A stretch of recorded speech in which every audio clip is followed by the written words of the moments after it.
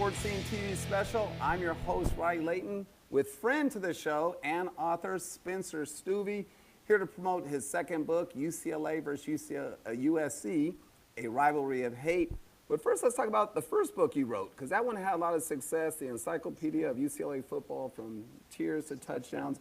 Tell us how that was a success for you. Yeah, I wrote the book. It came out last year, last November, and it's exceeded all my expectations. Sold many more copies than I actually thought it would. It's an in-depth UCLA football encyclopedia. Covers every season from 1919 through 2015, covers all the greatest players in school history, the biggest games, biggest moments, has an all-time roster. It's just something that, it took a lot of work, and it's done very well, and something I'm really proud of. Yeah, and of course we premiered that book here on Sportscenetv. A great book, not just for UCLA people, but for college fans. Now this new book, tell us the process, because it's both schools now. Right, it's about right. the rivalry. Tell us the process you went through to really write this book. Well, after writing the UCLA football book, I really had kind of all the UCLA information that I needed, as far as games went, as far as players, personalities, all that. But I was really starting from scratch on the USC side. I had, my basic information as a fan, and really needed to make that into, okay, I need to be an expert in this field so I can write a book on it. So there's a lot of studying on USC, on their history. As we both know, it's a rich, long history. So, really was reading up on the rivalry itself and on USC's greatest players, greatest games, greatest moments, and everything that, the two sides, they all came together to create the new book. And now I am very thankful. I got to write part of the foreword on the book, and I did grow up a longtime USC fan. Obviously got to play in the program. And then you got Randy Cross on the other side, which I'm a little embarrassed. I mean, Randy Cross, two-time All-American UCLA, NFL All-Pro, Super Bowl champ. How did that come about? I mean, you get the great Randy Cross to write the foreword for you. Well, first of all, no reason to be embarrassed. As far as Randy Cross, after writing the first book, he heard about it. He got himself a copy. Started following me on Twitter. We would just interact here and there, random college football stuff. And so we got to know each other a little bit. And so I reached out to him and asked if he'd be willing to write it. And it was something that he was willing to do. And so he wrote a great foreword, told of his story at UCLA and what the games against USC meant to him every year. And he started off. He grew up a Bruin fan. So for him, it was a lifelong thing. But then when you actually get on the field and you get to actually experience the rivalry as a player, it's different. And so he tells his story and tells his side of the story of the rivalry itself. Now, when you're researching this, obviously you had a chance to look at that information. I know you spoke to players from both schools. What's the one story that really pops, that blew your mind, like I didn't know this, or one that our readers or listeners are really going to go like, whoa, I didn't know about that one either? I think the founding of the rivalry itself and how they, how it was created really was what stood out to me the most. Not that it was all that surprising, but just that it's fascinating. The USC, their first football team was 1888. They were founded in 1880, started playing 8 years later. And from the very beginning, they were a strong program. But like most programs of the time, there was lack of interest, new coaches every single year, and so it took a while to really build the program. Then by the 1920s, they get Howard Jones, and he builds a powerhouse program at UCLA or at USC. UCLA, on the other hand, they weren't even founded until 1919, and they played football right away, but they were behind, and so by 1929, they were ready to play USC, not because they felt they were ready, but because they thought it could elevate the program. And so they knew that in the beginning, 1929, 1930, they were going to lose, and it was going to be embarrassing.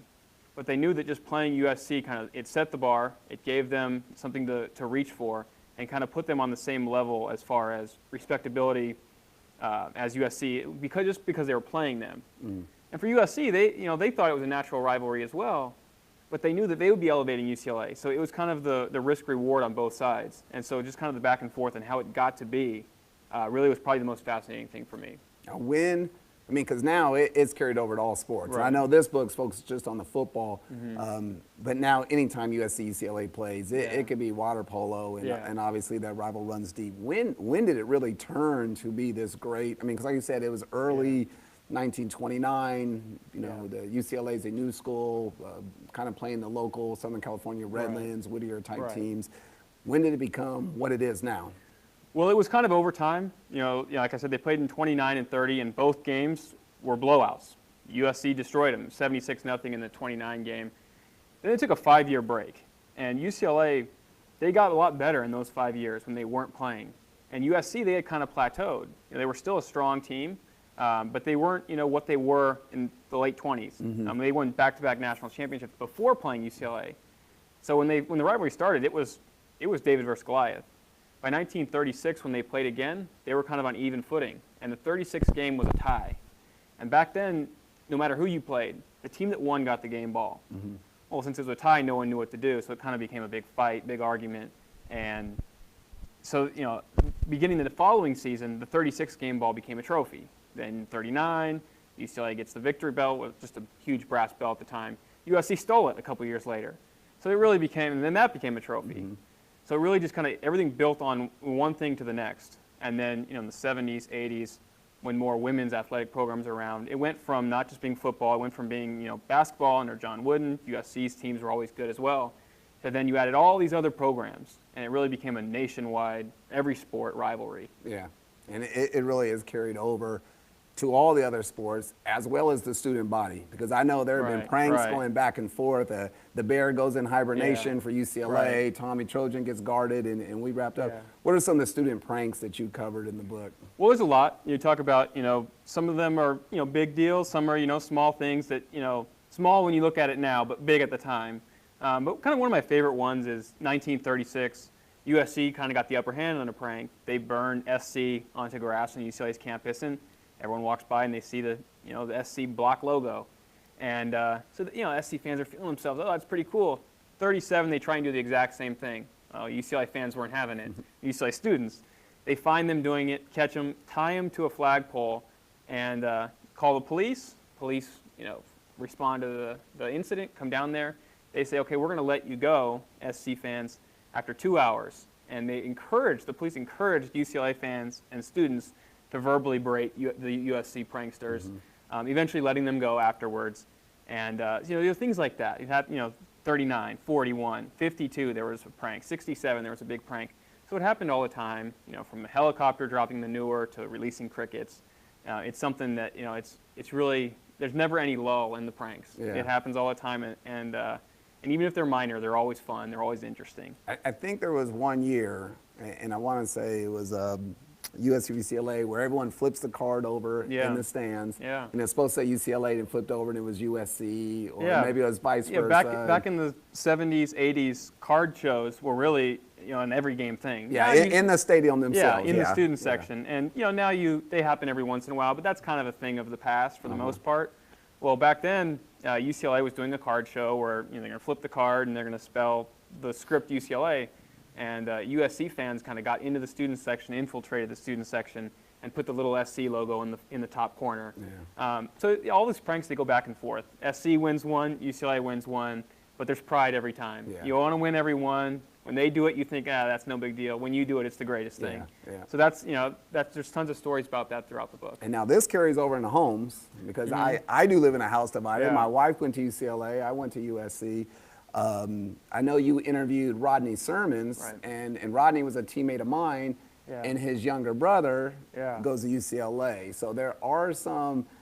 Do you cover any of that, or are there family rivals? Yeah, we talk about it a few different occasions. There's actually one in, I believe it was 1953, where two brothers, there's one on each side, and their mother died the night before the game, and one brother chose to play, the other one didn't, and it kind of became an issue. You valued football more than being there for the family. There's so many things like that. Like you said with Rodney Sermons, he was my Pop Warner football coach when I was in 7th and 8th grade, and I knew he was an SC guy back then. Then in high school, I played with his brother Brandon, who then went to UCLA.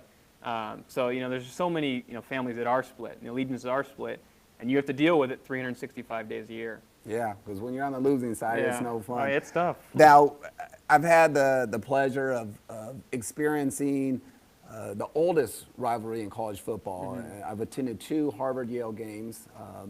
To me, one of the most glamorous in pageantry and just overall class. I've been to the Army-Navy game. And that is something definitely special, special rivalry in college football with great tradition and history.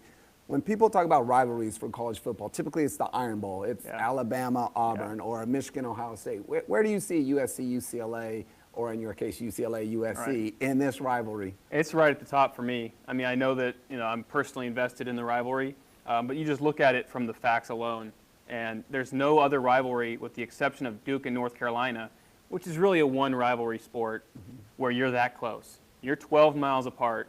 You deal with fans, alumni of the other side every single day. And so then you look at the actual history of the rivalry. I know a lot of people kind of get caught up in what's recent. And throughout the 2000s, UCLA hasn't been the program that it was prior. But you look at games, it's 1967. That's 1 versus 4. UCLA is number 1. They lose. USC is number 4. They eventually win the national championship. Yeah. It was basically a national championship game. Yeah. 1952, same thing. If UCLA wins, they're going to win the national championship. They lose. USC then loses to Notre Dame. Neither gets the national championship. So for so many years, 50s, 60s, 70s, 80s, even a few times in the 90s, the winner of the game would go to the Rose Bowl.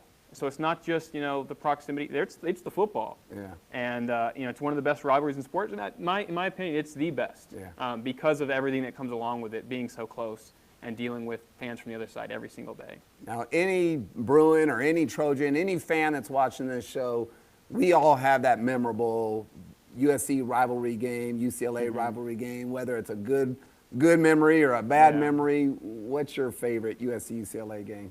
Well, I kind of look at it two ways. There's the games that I've been at, the games that I've watched, and then there's the ones that I've studied. And no matter what, there's no getting around that the ones that you're there are more emotional, the ones that you've seen. So there's some of the older games, 1952, 1967, we touched on those, tie game in 1936. These are all big games. But for me, it's the ones I've been at. And so you look at 2006, USC's number 2. They're one win away from going to the BCS National Championship. UCLA wins 13-9. That was one of the most fun days of my life as a UCLA fan. 2012, it's pouring rain at the Rose Bowl. USC's been the dominant program for so long. It's Morris first. UCLA wins. It was kind of the whole euphoria of the whole thing. Yeah. The rain, it's like, bring on the rain. Yeah. So and then there's other ones, 1992, the John Barnes. And there's so many that. I'm bringing up all the good.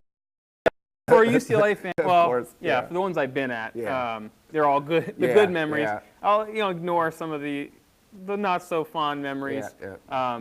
But in the book, we cover everything. Yeah. The good and the bad. And so, even the games I don't like, last year, the year before that, that's it's just nothing you can't get around it. And for 365 days, you have to deal with it. Yeah. And so, for me, I look at the games, obviously that I enjoyed, but there's just so much more, and it's all covered in the book. And that's great. A Power Talk with Roddy Layton with my top 5 books. Actually, the John Wooden book was number 1. They call me coach. So I know I got a lot of criticism from my Trojan family that I chose the UCLA book first. But this is a great book. I know, especially in Southern California, the rivalry between USC and UCLA, those people that really, for them, I think for most of it is. This is going to be a great read from them. Share with the viewers where they could purchase the book and where part of your proceeds are going, because I know you're donating. Yeah, the book is all over the place right now. It's on Amazon. It's on the Barnes & Noble website. It's on createspace.com. It'll be on the UCLA store within the next week or so, and in the USC 2 stores on campus it'll be. And we're working on a bunch of other stores, some local Barnes & Noble, Target, Walmart, a few other places. But the best place to get it right now is Amazon, easiest place. Just search my name, search the name of the book, it'll be there. And as for the proceeds, 10% of the proceeds is going to the Avery Huffman Defeat DIPG Foundation.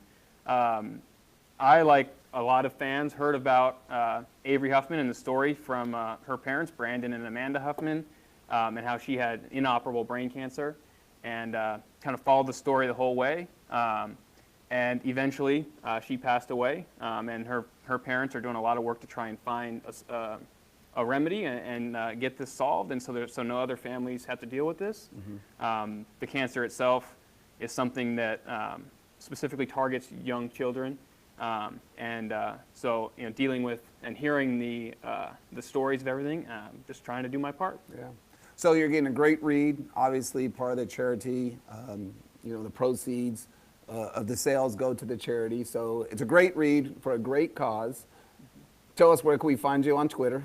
Yeah, you can follow me at Spencer Stueve. I'm always posting random college football facts, random UCLA USC facts, and there'll be more information about the book on there as well. And that's a good time to remind you, follow us as well on Facebook and Twitter at Sportscenetv. I am Roddy Layton. Spencer, thank you for being with us once again, and thank you for watching this Sportscenetv special. Should we do an 8 clap or a victory sign? We get the fight on? I say the victory sign. 8 clap. All right, we'll just let each fan decide. Great read, check it out. Find it on Amazon or in your local stores. Spencer, once again, thank you. Thanks for having me. All right, thanks for watching Sportscenetv.